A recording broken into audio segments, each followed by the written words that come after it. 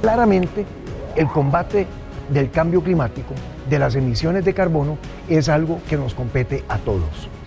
Y yo estoy convencido de que en esto Costa Rica puede asumir un liderazgo importantísimo a nivel del planeta, porque en la historia de la humanidad nunca nos habíamos enfrentado a una situación como esta. El terreno que necesitamos cubrir, caminar, es inédito. Por primera vez la humanidad lo hará. Y qué linda oportunidad para que Costa Rica lidere en ese campo en donde muchos países están buscando respuestas.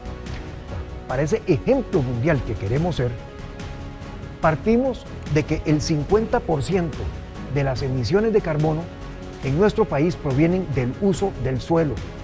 Y por eso es tan importante aumentar la cobertura boscosa y pasar a prácticas agrícolas que fijen carbono en lugar de que lo liberen. Y el otro 50% proviene de la energía. El 100% de nuestra energía, hoy la energía eléctrica, proviene de fuentes renovables.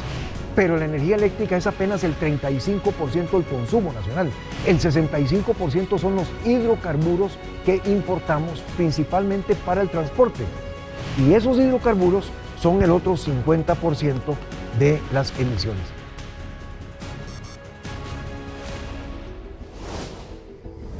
Producir más energía renovable nos permite pasar a producir hidrógeno verde.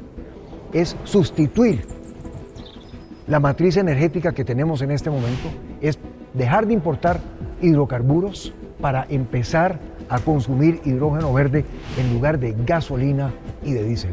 Y eso representa una gran oportunidad de transformación en el campo económico, en donde ciertamente las alianzas público-privadas son las que más rápidamente pueden mover la aguja en esa transformación.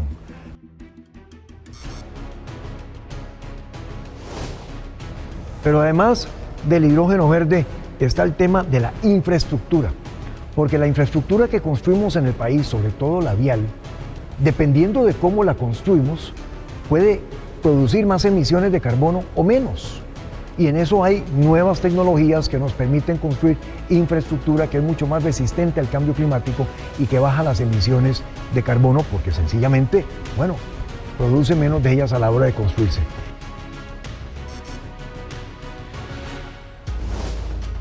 Movilidad sostenible, vehículos eléctricos, transporte eléctrico, en lo que es el transporte pesado probablemente con hidrógeno verde. Es todo un cambio importantísimo, pero un cambio hacia el que avanzan los países. Y cuando hablamos de movilidad sostenible, para Costa Rica estamos hablando de un sistema de transporte nacional integrado, sobre todo el transporte público, que nos permita ir de un lado al otro usando varias modalidades de transporte que se conectan para hacernos la vida mucho más fácil.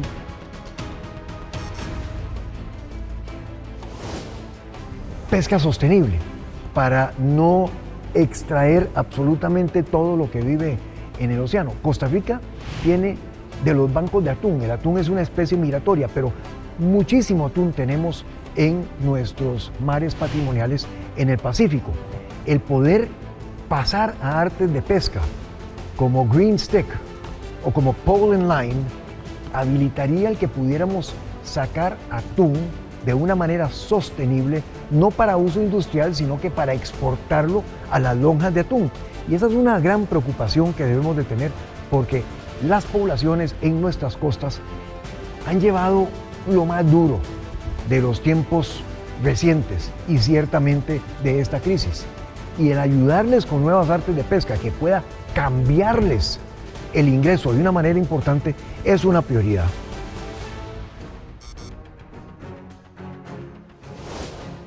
Construcción sostenible.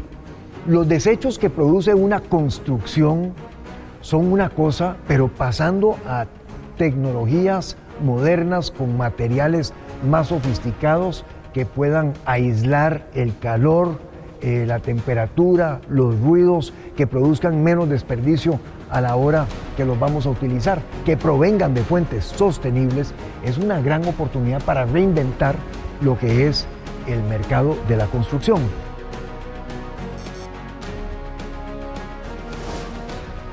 Y después, por supuesto, está la economía circular, sobre la que hemos escuchado ya mucho, que nos permite usar los desechos de una industria o de un proceso como materia prima en otra industria o proceso, para bajar un poco lo que es el consumo de materiales vírgenes, muchos de los cuales extraemos del planeta, un planeta finito.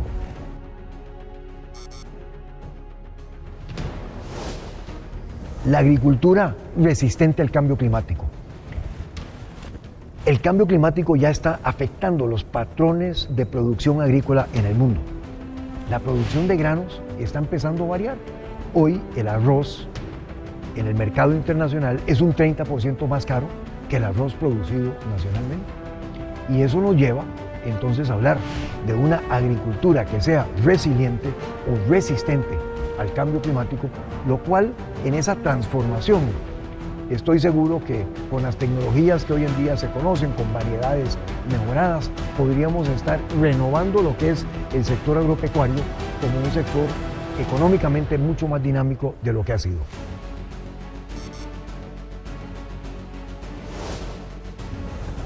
Consumo local. ¿Por qué? Porque el producto que se consume y que fue producido localmente tiene una huella de carbono mucho más baja. No tuvo que incurrir en transporte largas distancias para que llegara desde los centros de producción a donde nos lo vamos a comer. Y por lo tanto, esa es una gran tendencia. Todas estas cosas, esta transformación, esta reinvención de la humanidad sobre la tierra, de la forma en que vivimos y que nos relacionamos entre nosotros, conllevan a extraordinarias oportunidades de nuevos emprendimientos en cada uno de estos campos.